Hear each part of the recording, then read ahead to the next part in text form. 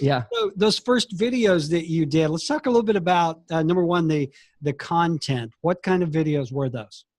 Okay, so the way I looked at it, once I stopped talking about myself and I deleted, I wish I kept every video I shot. But as time went on, I thought, oh, this video sucks. And I just kept deleting them. Today, I wish I had them so I can show you. But essentially, when I started regrowing my business, I knew I had to focus on my prospect. And back then, I wanted to focus on the first-time buyer.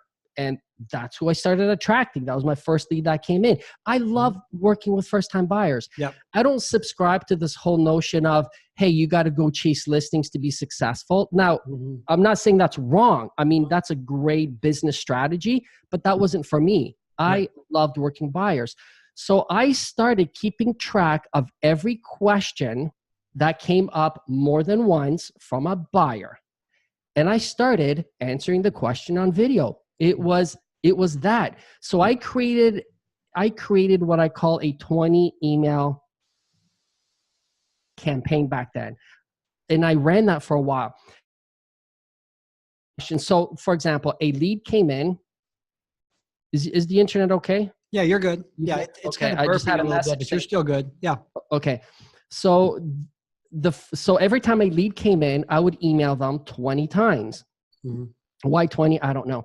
So the first 10 emails were the most commonly asked questions a first-time buyer would ask me. I didn't answer sellers' questions or move up or move down buyers or empty nesters or investment people. I spoke to a specific person, and it was a first-time buyer.